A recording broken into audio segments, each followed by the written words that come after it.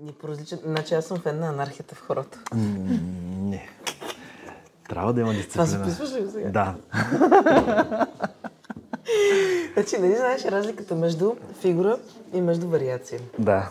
Фигурата е когато двама не могат да направят заедно първа и втора фигура, а вариацията е когато двама правят почти едно и също нещо, но структурата на хората си върви всъщност, но ти имаш някакви орнаменти по-различни. И аз всеки пък казвам, айде сега, първи, втори. Първи играе първа вариация, втори, втора, ако има трета, трети, втора. И казвам в един момент анархия и хората. И сега, какво играе? Обаче след това свикват. Така, готови ли сме да започваме? Здравейте! Радвам се, че се събрахме, напълнихме залата и тази година реших да направим малко по-широко събитието, което е тук в село Яребична.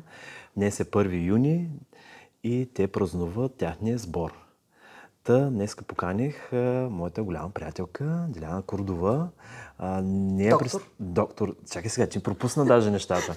Ще да кажа, че тя да си представи титлите и докъде е стигнала с нейните титли, защото аз вече се обърках кое и кога защитава, но се радвам, че има такъв човек в България, който съхранява и другото, което е, не си го запазва за себе си.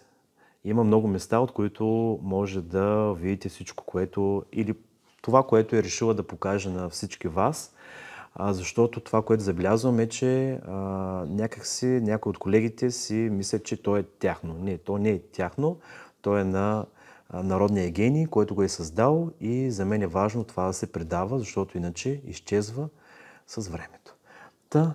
Давам думата на нашата усмихната гостинка.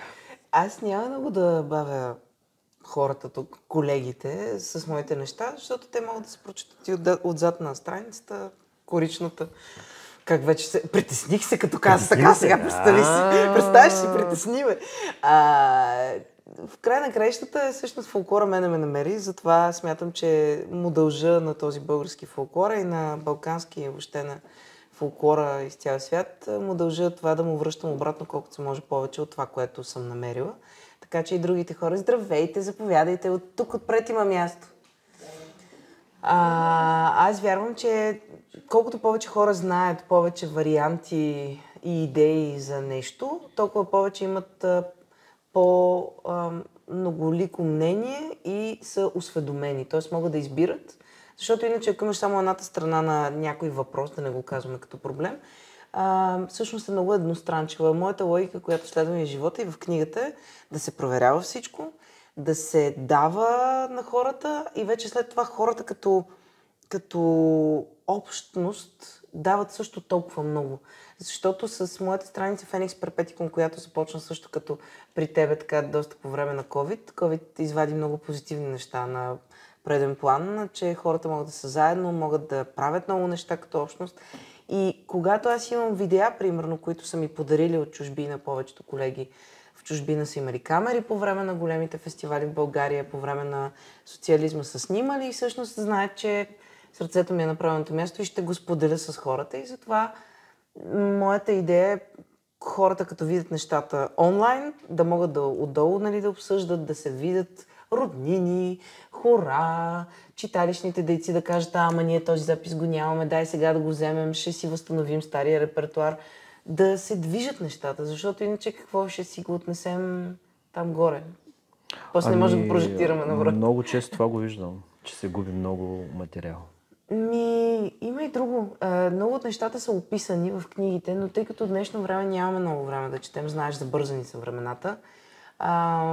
Повече сме свикнали вече да гледаме в екраните и много за кратко време се концентрираме. Всъщност, писането и издаването на тази книга беше леко така риск, който аз предприех, защото в началото първите бройки бяха по проект на Национален фонд култура с друга фондация. В последствие реших, че окрилена от нещата, които хората са ми споделили и реших, че си струва да я самоиздавам, така да се каже, през моята фондация. На някои хора тези странички, горе-долу 100, са им много, на други са им малко, но за всеки има по нещо. Отзад има библиография, могат да си прочетат нещата, винаги откликвам на въпроси. Обикновено или през Феникс, или през личния ми профил, или като ме видят на улицата, хората ме спират и питат, така че отговаряме. И е важно наистина да има обратна връзка, защото доста години минаха от началото на клубовете. Като доктор Курдова вече, с защитена докторска теза за това как се променят традиционните хора в клубовете по танци, у нас и в Западна Европа, се оказва, че първият клуб всъщност в България е 95-та година. Първият клуб към институция. А първият частен клуб е 2000 година. И това са вече 25 години развитие на клубната сцена. Хората започват да имат един формиран вкус към хорото и към носиите, но винаги въпросът е към кое хоро и към кои носии. Така че тази книга по някакъв начин, както и моята фондация, както и страницата ми, въобще каналите ми в социалните медии са опит за мост между научно-изследователските среди и хореографските танцуващите хора. Бърбър, стача. Аз много въпроси почват да изникват в главата ми, давай. но да не те прекъсвам, по-скоро ще почнем първо с книгата и след това въпросите ли? Искаш да задавам въпрос? Ти си. Добре, първото, което ми дойде така като въпрос е, тук описвам ли женска носия? Къде е мъжката носия? Това е един чудесен въпрос. Всички питат дали ще има продължение на книгата. За сега, тъй като женската е много по-видима и доста по-запазена по някакъв начин. И по-пишна, и повече детайли? Да. Това е като малко обратно на природата. В природата мъжките екземпляри също са по-цветни, птици или животни, докато женските са малко не толкова цветни, докато в нашата традиция всъщност жената много често е центъра на семейството, макар и мъжа да е там. В патриархалния бит, знаеш, но жената е тази, която е връзката между горе и долу. Тя ражда и всъщност тя трябва да бъде защитена, трябва да бъде благословена, за да може да ражда, трябва да бъде и видима с това, което е направила, за да покаже в нашето общество патриархално, че тя може да си изтъче плътта, да си ушие дрехта, да си избродира и на мъжа си, и на родата му, и на своята рода. Така че носията женската беше началното стъпало. Тепърва другият Феникс Перпетикум е мой колега етнолог. Ние сме двама в тази фондация, но аз се занимавам главно с страницата. Той също има голям интерес към носиите, така че сме мислили за мъжкото присъствие. Тепърва ще дойде, просто сега трябваше да приключи с докторските неща. Очаквам с нетърпение мъжката носия. А това означава ли, че ще има разнообразие и в детска или там вече зависимост? Има ли такова разнообразие? Като разлика, големи разлики има ли в децата?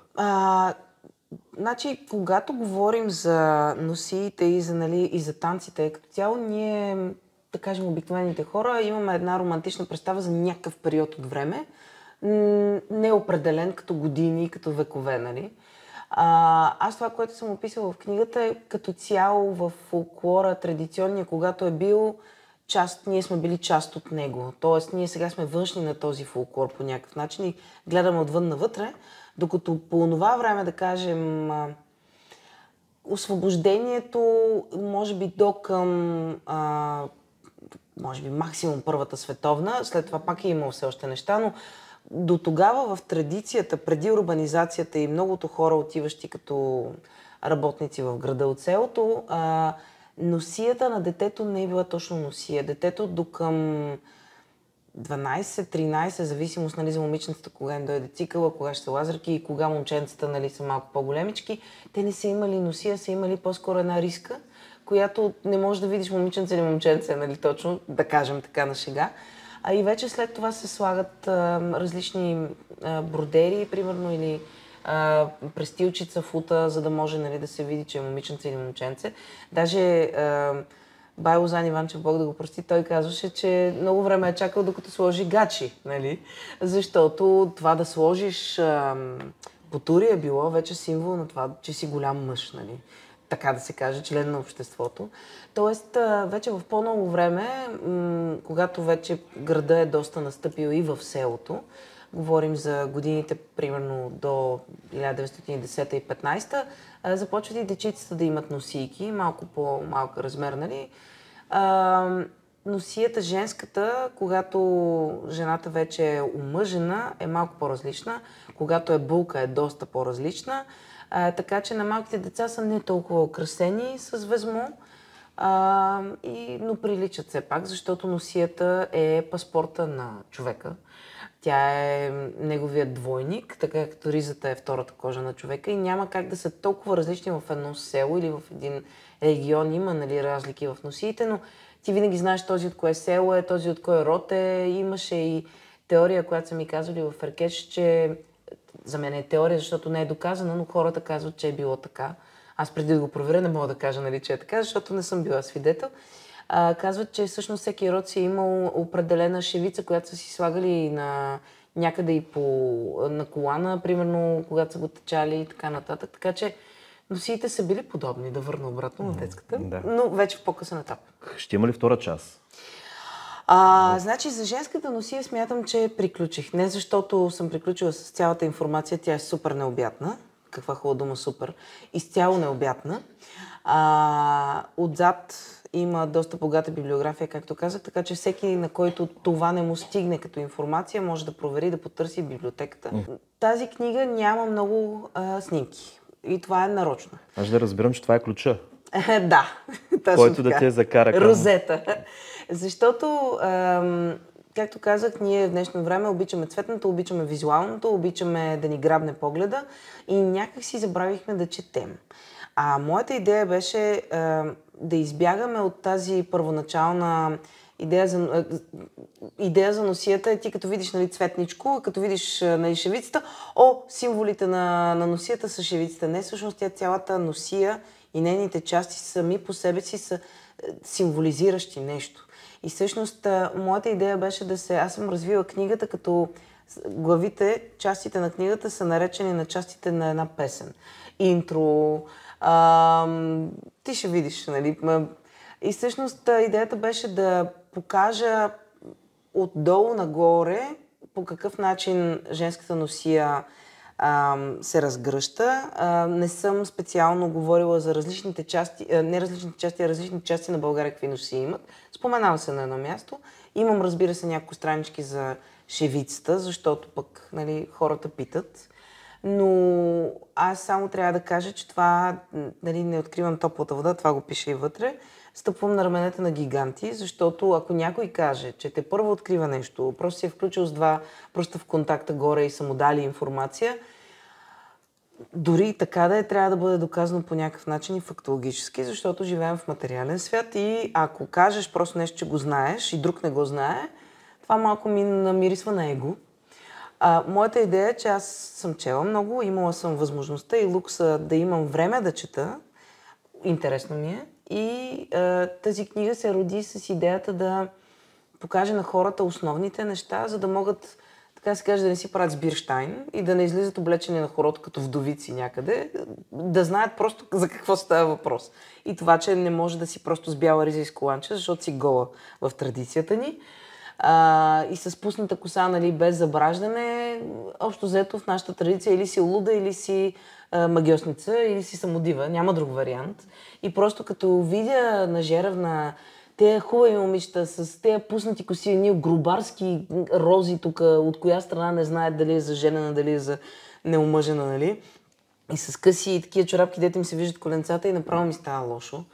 И всъщност книгата се роди малко като, как да кажа, като апел, моля ви, не правете, нали така. Но в край на краищата пък всеки има право да се самоизразява. Не живеем вече в патриархалното общество, където ще кажат тая за срамотиите, гледай как си нали, колко е къса носията, нямала ли е плат. Защото, примерно, колкото повече плат имаш, нали, толкова по-богато е семейството, то е ясно, нали, според традиционните вярвания. Книгата е доста стегната, има и мой терен вътре. Тоест, обикаляла съм, намирала съм неща, говорила съм с колеги, цитирани са всички. Защото в края на краищата, пак казвам, един човек не може всичко да знае.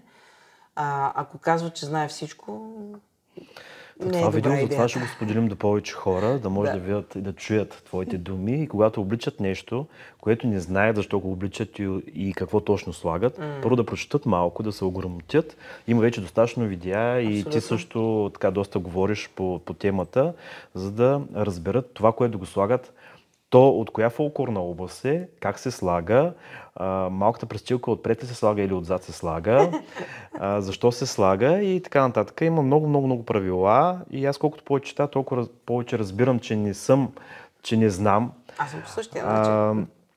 Но да, Жеравна е повод, който да говорим още по-силно към тази тема, защото преди Жеравна тази тема беше вече доста почти нямаше, да кажем така. Но Единици бяха хората, които наистина се интересуваха толкова много. Тя достигна до по-голяма аудитория и така сега вече може да надграждаме. Фактически това е едно надграждане, което е винаги първо се прави, след това се подобрява, да може да подобрим носията на хората вече, които си поръчват и така с удоволствие вече си я носят. Да, хубаво е да се спре тази порочна практика да се обличаме в покривки.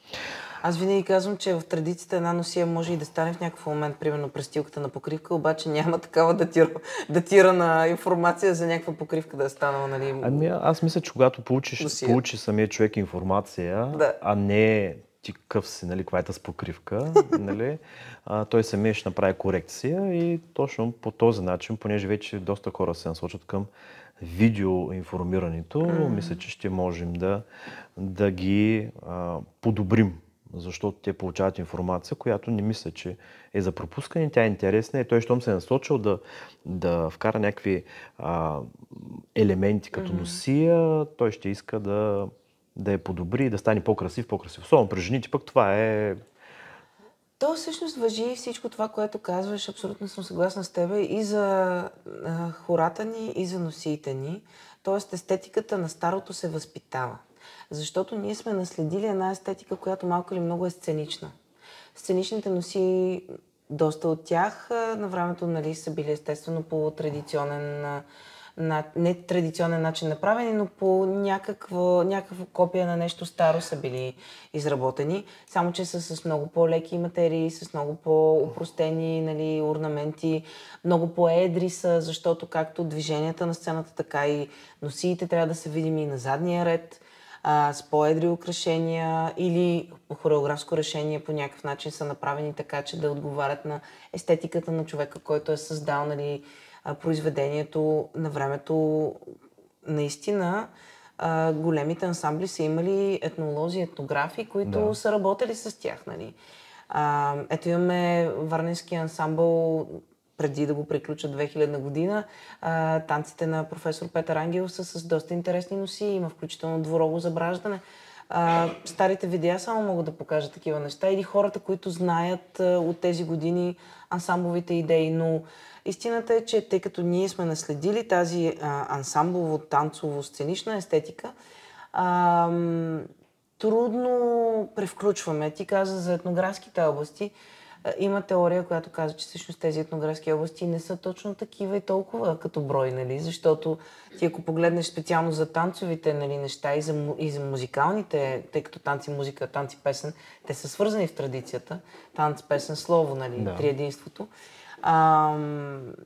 Всъщност по ятвата граница се разделят и обреди, и пеене. Стойн, трябва да видиш книгата, нали, вътре Елена Стойн си пише нещата, ама просто трябва човек да се зачете. И хора, радетели на старото, като естествено доцент доктор Георги Гаров, веднага ще спомена и професор Цветков, при които аз съответно завърших. Доцент доктор Георги Гаров ми е научен ръководител на докторската теза, но още преди тях имаме етнохореолозите в БАН, които с години изследват. Има толкова много писано. Анна Илиева, Анна Щърбанова все още работи, Евгения Гранчарова, Райна Кацарова-Кокудова, Веселка Тончева. Много са хората, които радеят за старото. Просто някъде покрай първите издания на Копривщица някакси хореографии и научни изследователи, етнохореолози, етномузиколози просто някакси се разделят поради причината, че българският танцов и песенен фолклор става визитната картичка на България, на социалистическа България навън. И тези етнографски области, така наречени, които тогава са били разделено е, нали, по някакси тялото на България, за да може да бъде изследвано по-добре, така както е начупен, нали, традиционния фолклор на пъзелите на парчета, по същия начин, за да може да бъде изследван в детайл. след време всъщност започват тези детайли да придобиват една самостоятелност. И по същия начин в тези така наречени етнографски области започват начина на игра, да не говорим за стил и характер, начина на игра започва така да бъде все по-различен от съседните, за да може да се каже, ето малка България, колко много разлики има. Също ако видиш стари записи, понеже имам записи от 65-та, имам записи от 68-ма, 71-та, 75-та, всичките коприщици по принцип ги имам. Нямам право някой от тях въобще да ги показвам, защото нямам позволението, но ако погледнеш танците, ти ще видиш, че дори в шапулка, така нареченото натрисане, то въобще не е с акцент нагоре, ми е надолу.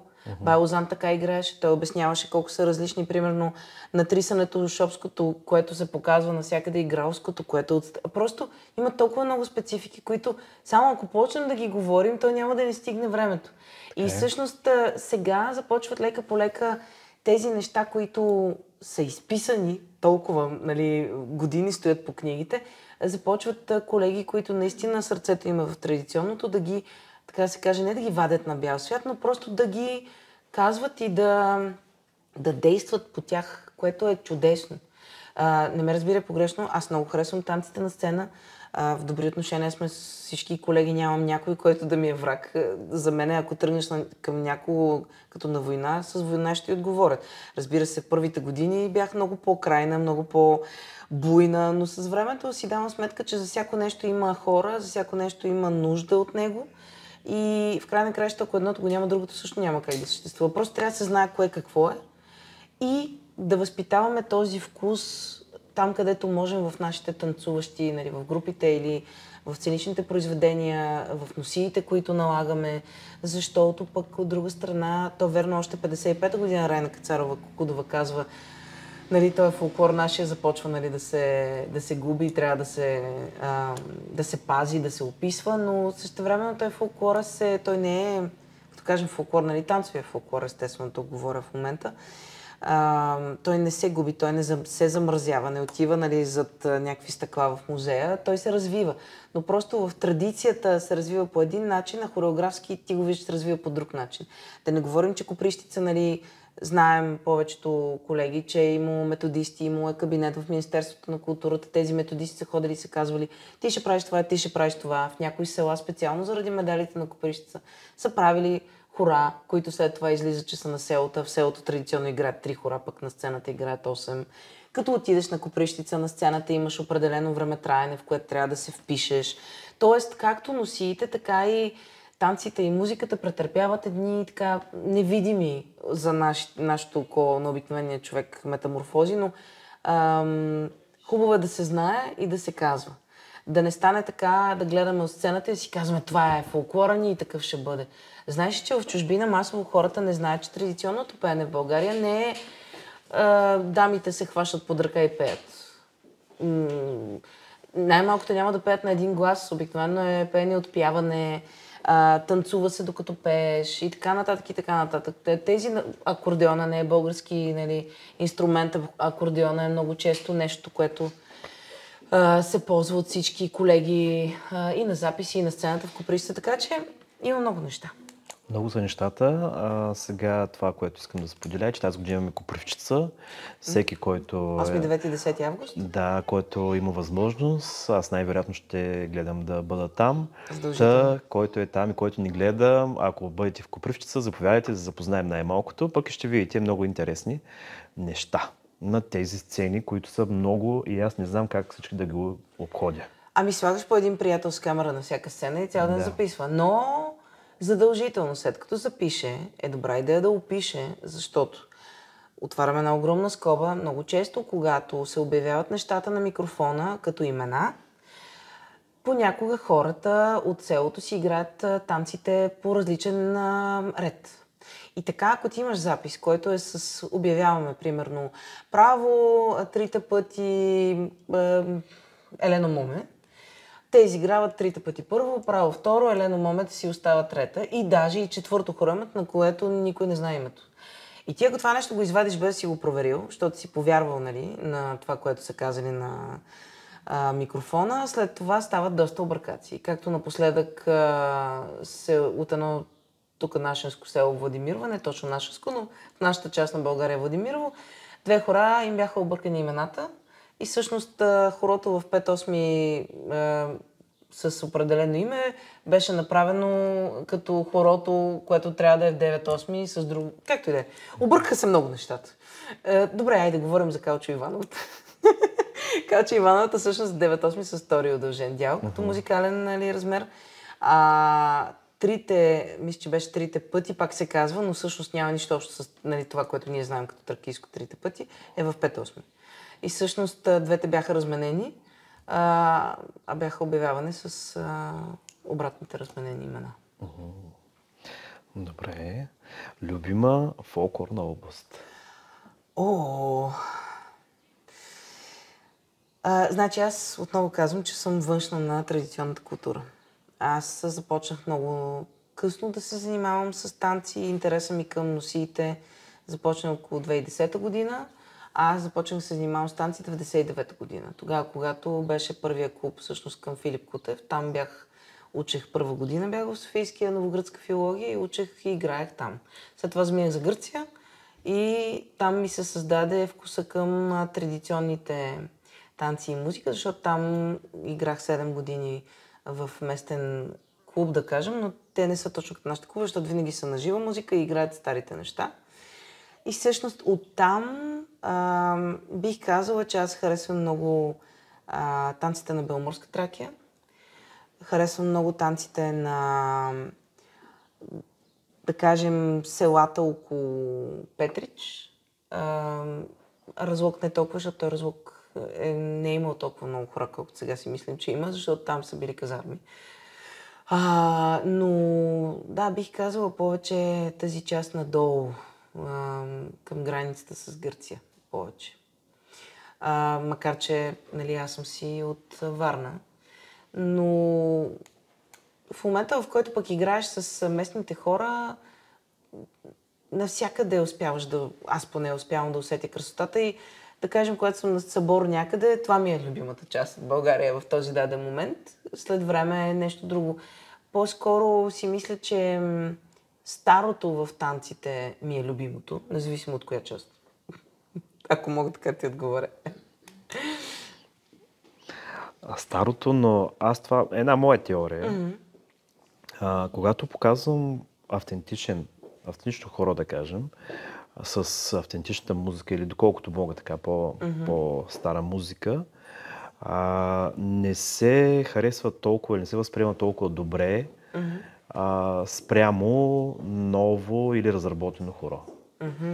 Та моята теория е, че това хоро се е танцувало от хора, които са живели преди една брой години, които самата им начин и бит на живеене е бил много по-спокоен и динамиката, която са имали в хората, съответно е по-спокойно и затова това хоро може да се играе една брой часове, да кажем.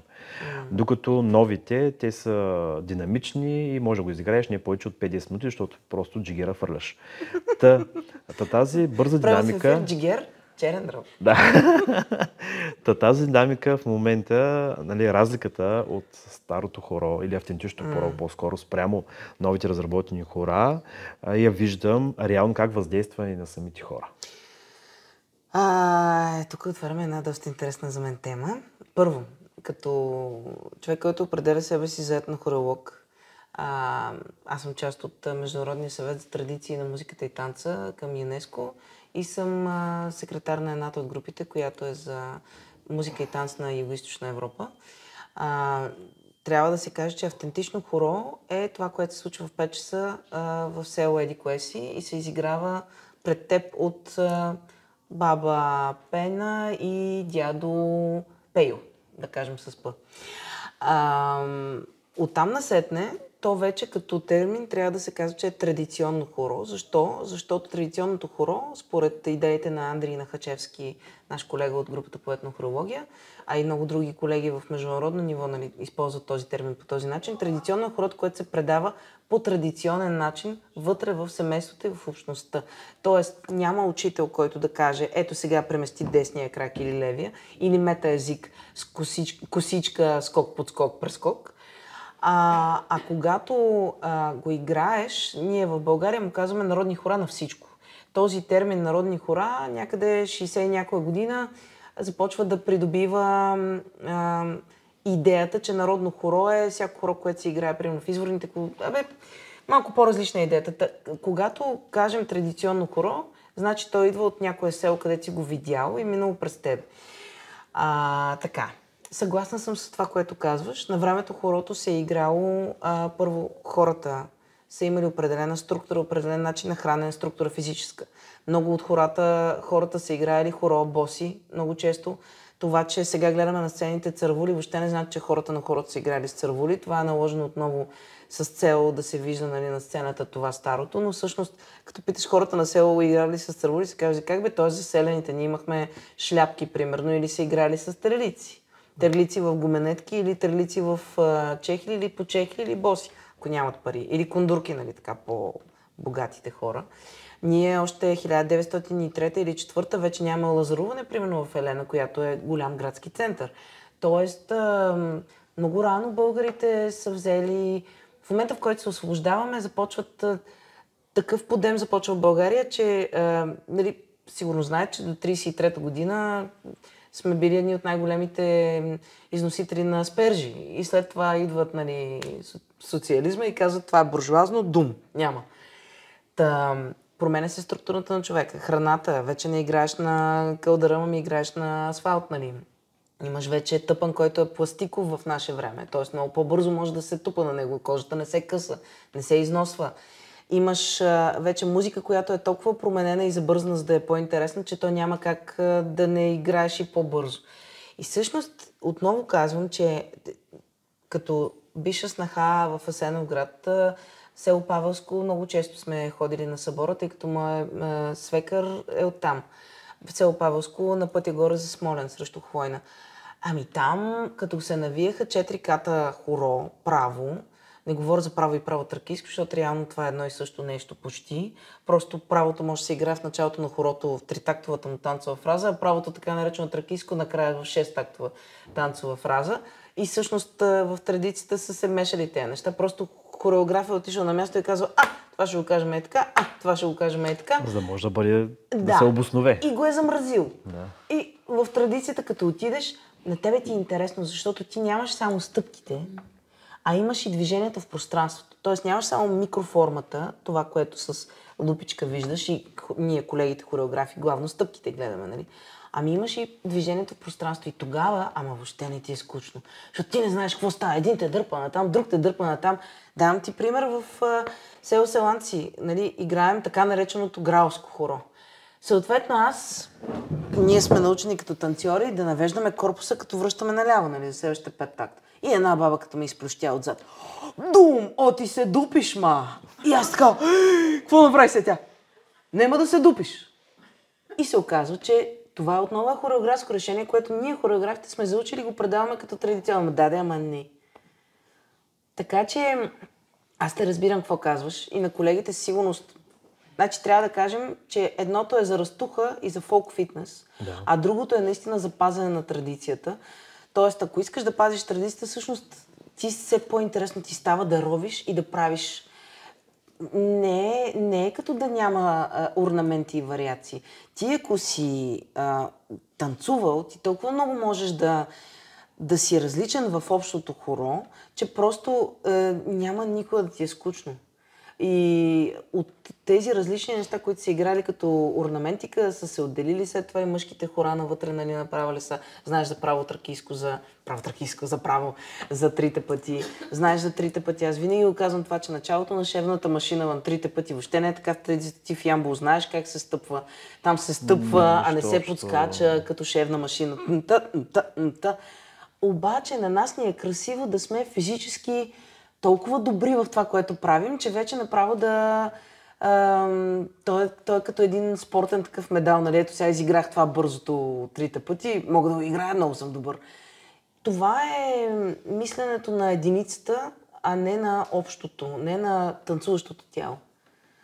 И според мен, когато наистина се научим да сме заедно в това нещо, не просто да е кебабчета, лютеница и две ракии, а наистина да видиш, че всъщност да си заедно, да си една общност, значи, че като правиш нещо заедно, ти си свободен да правиш всичко твое, стига да си заедно с другите.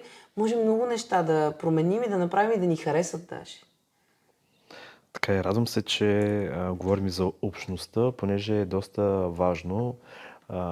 Понеже когато стартираме, особено някоя нова група, се вижда как хората по някакъв начин, може би защото не се познават, са така индивидуалисти. И почва така една дълга мое обяснение, че тук не сме индивидуалисти, а се хващаме на хорото и мисълта, която е, че заедно правим нещо, е много важно. И тези, които остават, последствие научават и виждат и ползите и как всички заедно можем да направим много по-стойностни неща и да бъдем по-щастливи, да си направим градинката още по-прекрасна, а не разединение, защото колкото повече се разединяваме, толкова повече казуси излизат. Да не говорим, че всъщност нали, вече танците в клубовете, те още от началото тръгват като монетизиране. Нали? Тоест, хората, които танцуват, те са клиенти. И много е важен човека, който стои в средата, така наречения хореограф, но по-скоро ръководител, човека, който ги възпитава по някакъв начин в тази традиция, в тази естетика, защото клиента идва и си тръгва. Но твоите хора винаги ще дойдат. Ако човек не е готов да си изгладува идеята, то тази идея той няма право просто да я разпространява. За мен човека трябва да си има принципи. Аз, когато имах клуб, аз съм имала 2 клуба. Единия беше в Асеновград до 2012, до 2013 година, другия беше във Варна, като се прибрах за мъничко отново 2013-2014. Единия се казва Асеница, все още продължава да съществува. Благодаря на Ани и на нейния съпруг, че продължиха нали, идеята ми. Другия клуб се казваше Нестинари. В момента един колега в Берлин си е кръстил клуба Нестинари с мое разрешение, защото аз вече не смятам да имам клуб по танци, тъй като аз много преживявах това, че хората не можеха да усетят защо аз не искам да им покажа това или онова хореографско решение, наречено нали, хоро. Защото мене ме болеше. Аз съм привърженик и на съвсем различен тип преподаване. Аз преподавам по така наречената нидерландска система, аз така съм я нарекла. Защото тя е много по-близка до нашето традиционно предаване на хоро, отколкото нашият метаезик, който ние учим в университетите, нали, като хореографии, който ние с него преподаваме, нали, но обаче ние се едно преподаваме една наденица нарязана на парчета. А цялостната наденица съвсем различно изглежда. Нали, извинете, че аз съм вегетарианка, но някакси това е метафората, която ми хрумна в момента. Всъщност, когато този метаезик се създава, той е създаден, за да може да преподадеш една голяма хореография на професионалисти на сцената и да знаеш, че точно всеки е разбрал какво му казваш. Обаче хорото на народа няма как да му обясниш косичка. В смисъл, бабата ще каже, както казва нали, Ана Щербанова в нейна статия, гледай тук. В смисъл няма... да, по-лесно, обаче от друга страна, като дойдеш в България и видиш, понеже аз главно в чужбина преподавам последните от 2013 година до сега, значи 12 години, защото някакси така ми тръгна живота, нали, но там като отидеш, там се преподава с повече танцуване, самия метод се нарича учене чрез танцуване. А тук имаш 15 минути говориш едно хоро, но то хорото не е да го говориш. То е да, искаш може би да изчистиш нещо, ама в края на краща хората наистина са дошли да се забавляват и да научат нещо ново.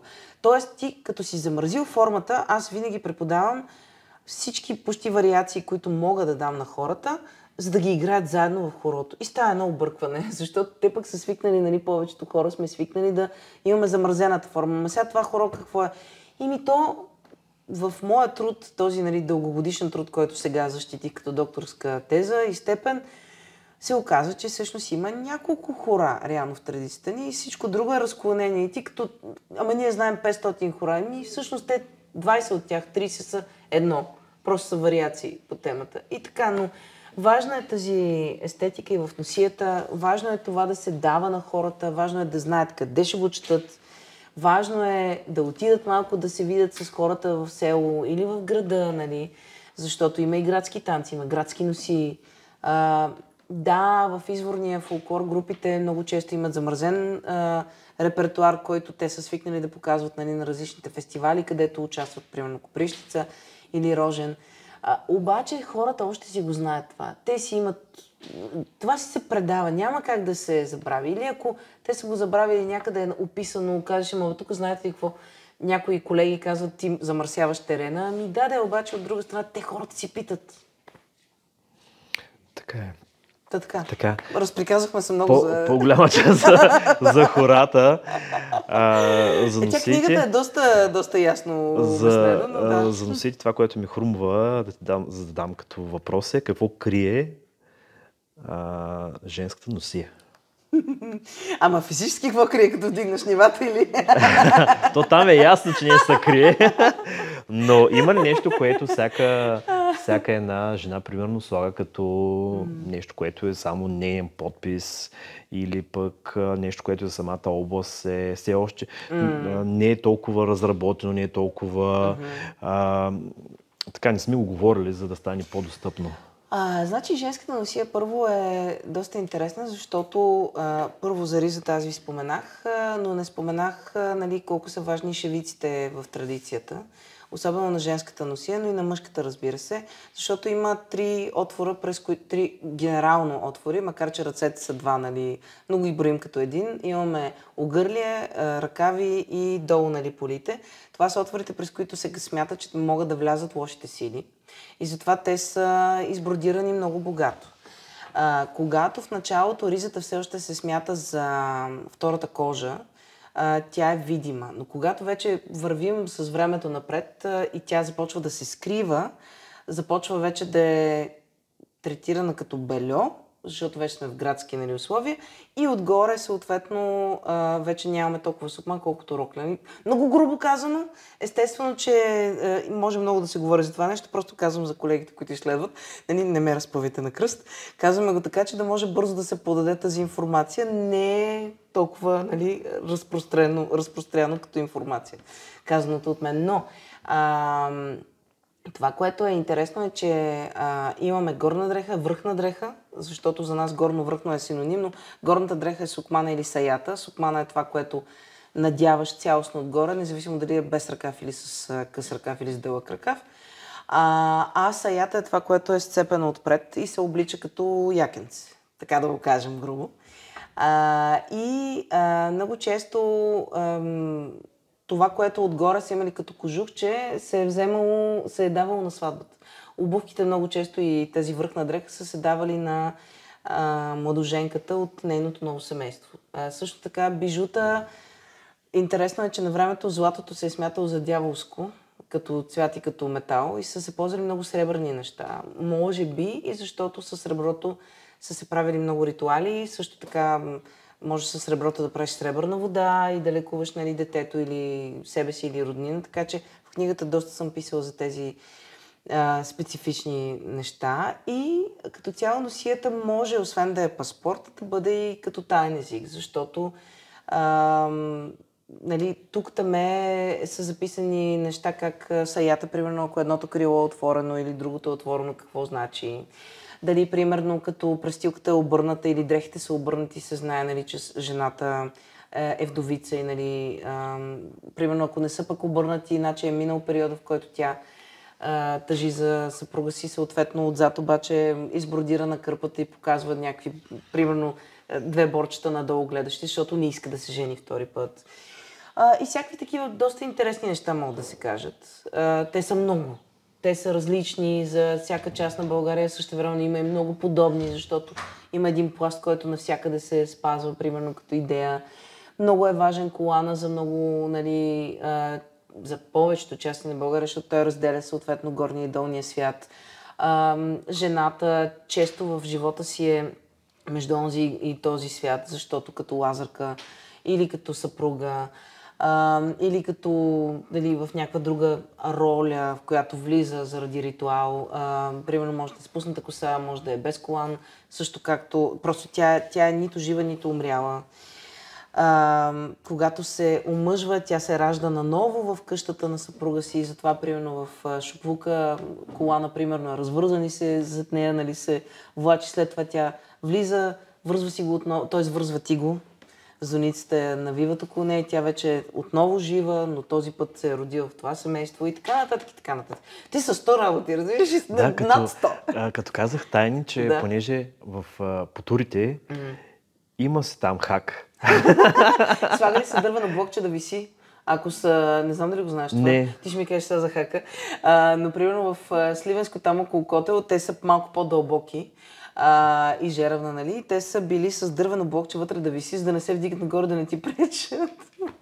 Да ти кажи за хака. Ами хак ти го знаеш, по-скоро може би сега не се сещаш, но по турите вие ги знаете, нали, че те са много широки и се навиват 5 метра или там 3 метра пояс. Да. Ето това нещо, като чиж до туалетната, става трудно. Да, За този хак, който те са го измислили, въпреки че е много неудобен,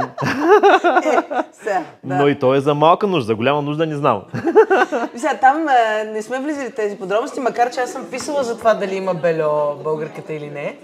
Да знаете, че 21 страница на книгата не е за малки деца под 18, но то днешно време вече и под 13 ги знаят тези работи, но 21 страница е така с червена точка. Но да, има и при мъжете, нали, този дългия пояс, между другото, за танците е много важен, защото той те държи изправен. Да. И тази логика за доброджанеца, дето направо вече е седнал или изглежда, че се едно танцува, пък ходи до туалетната, това въобще не е така в традиционните танци. Няма просто как да играеш толкова ниско, цял да не си бачкал като лут и накрая вечерта, нали, да играеш така и да не клёфнеш на първото хоро. Просто това е много така изявено сценично решение, което влиза в традиционните танци и започва да се мултиплицира. Една лъжа, айде да кажем не лъжа, но наистина, като почна да се повтаря, става истина. Така че просто трябва да се внимава. Теорията, че цял ден, когато са работили, защото и аз съм чел точно подобна информация, че това приклякване или по-скоро това изпъчване... Изпъчването е друго от приклякването. Е леко... И това стръскване. Виж сега, има много неща, които в нашите танци наистина ние ги вземаме за чиста монета, обаче доцент доктор Георги Гаров беше казал няколко пъти за... Ами да, ама и освен това, замисли се, издоила си аз като жена.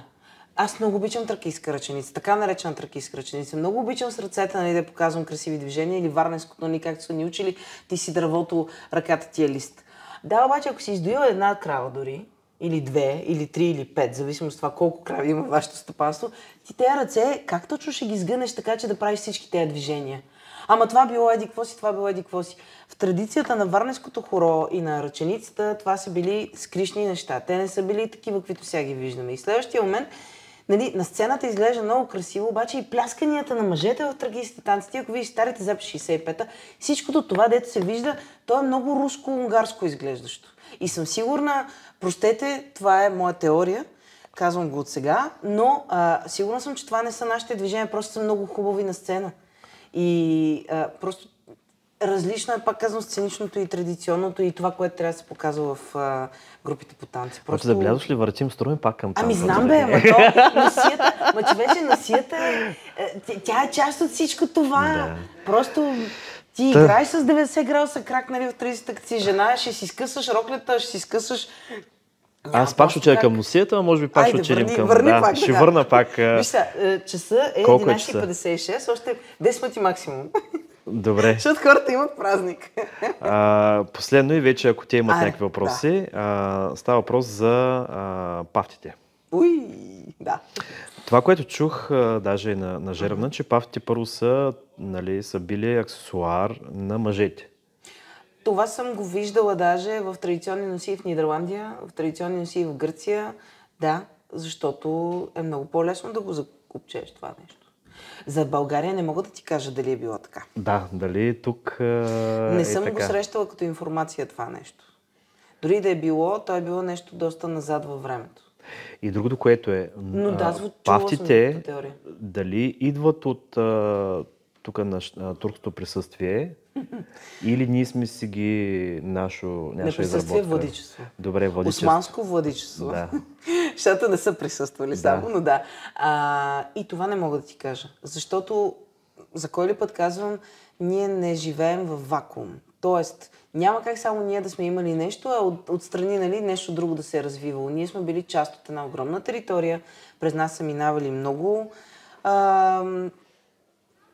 да кажем, народи, включително и европейско, нали, влияние има за много неща. Не знаеш коя дама, примерно е видяла нещо, внесла си го или е станала снаха и след това. Нищо не знаем ние.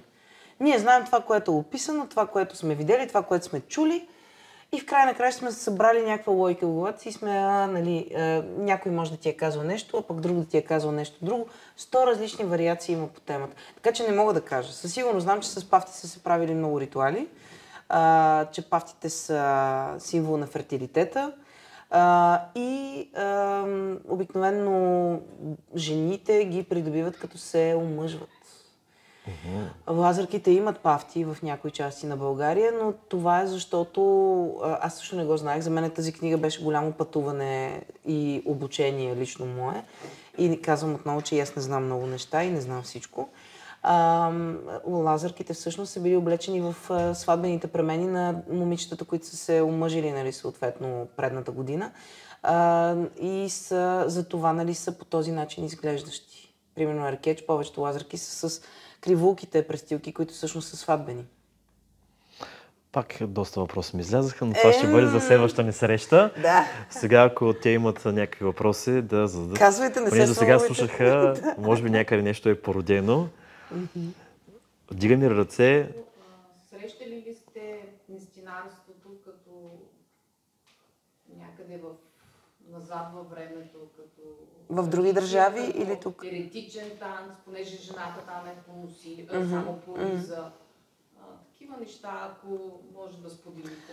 Аз ще споделя няколко неща, които със сигурност не са толкова дълбоки, колкото трябва.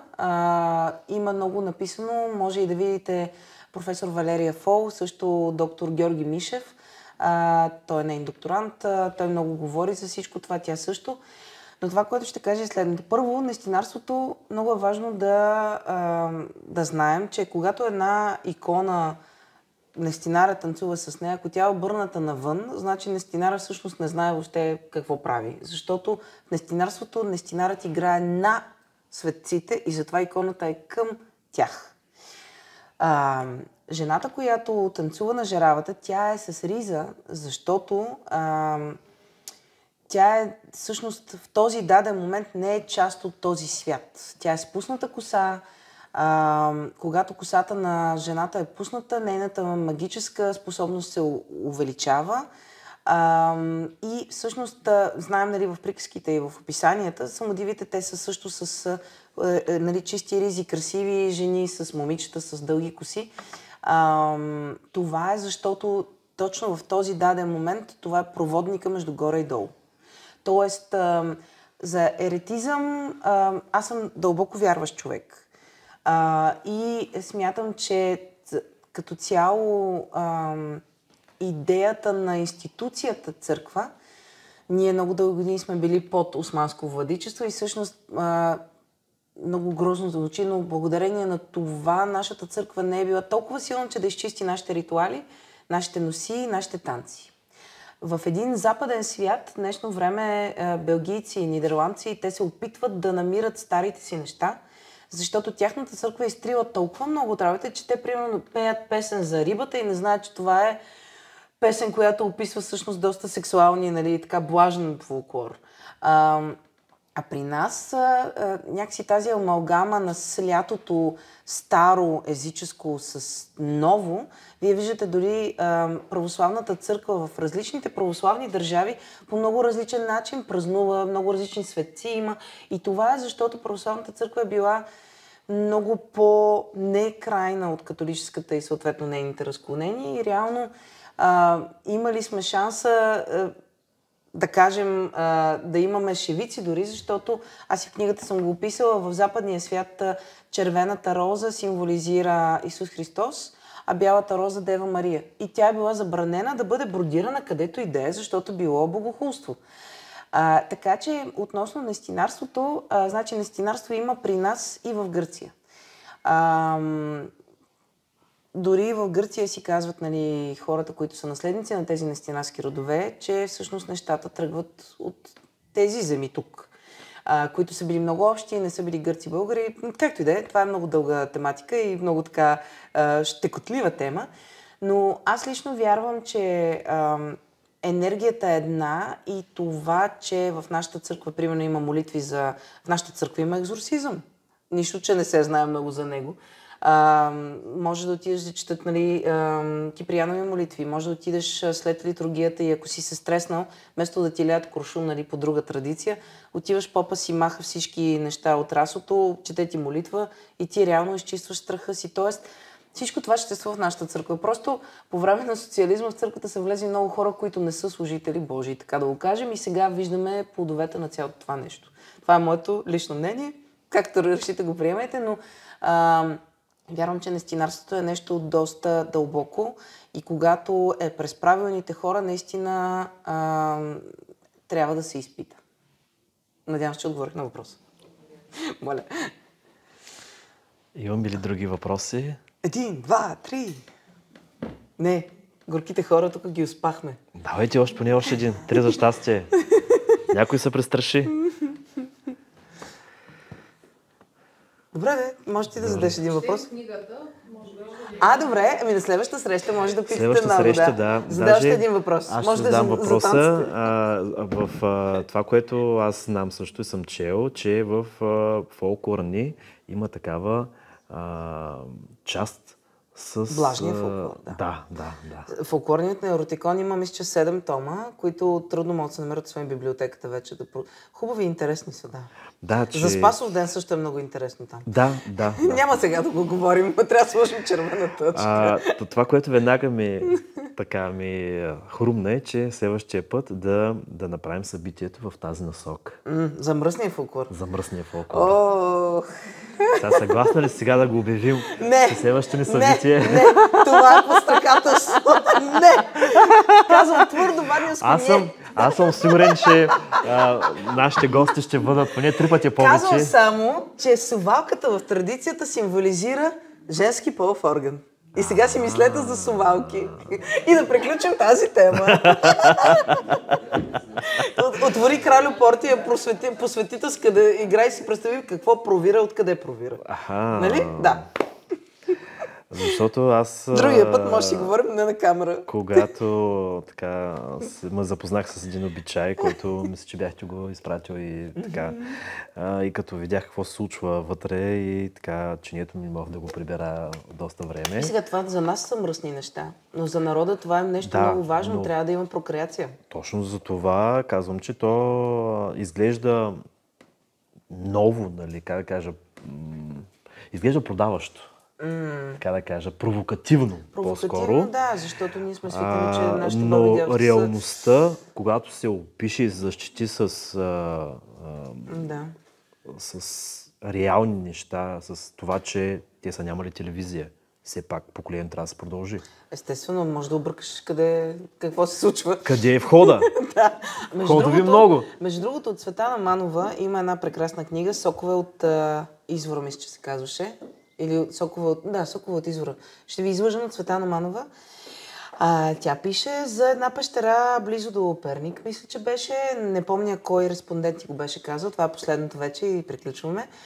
И там е имало един път годишно под надзора на възрастна жена. Младите хора са отивали там и им е било позволено всичко да правят без да има дефлорация. Защото те трябва да знаят какво се случва. Защото иначе няма бъдещо поколение.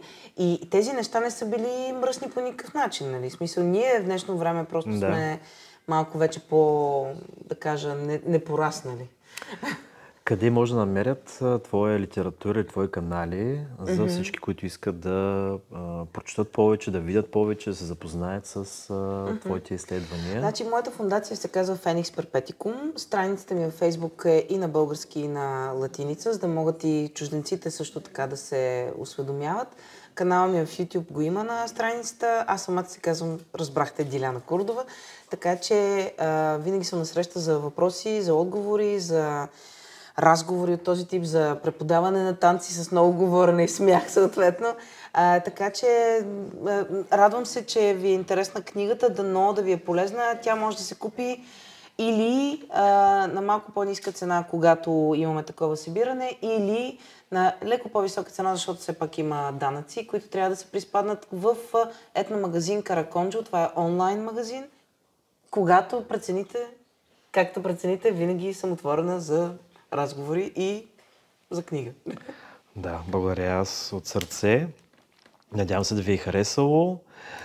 За тези, които ще ни гледат, ако желаете, задавайте въпроси, ще ги препратим. Ще ги намерим, ще ги отговорим. Ще ги препратим за отговор. Сигурно ще питате къде е тая пещера. Много ви благодаря. Завършахме добре. Много хубаво. Аз сега ще сляза долу, ако някой иска да си вземе книжка, за да ви я подпиша, понеже горе някакси с тези стълби. Да. Но беше ми много благо. Благодаря ви, че бяхте тук.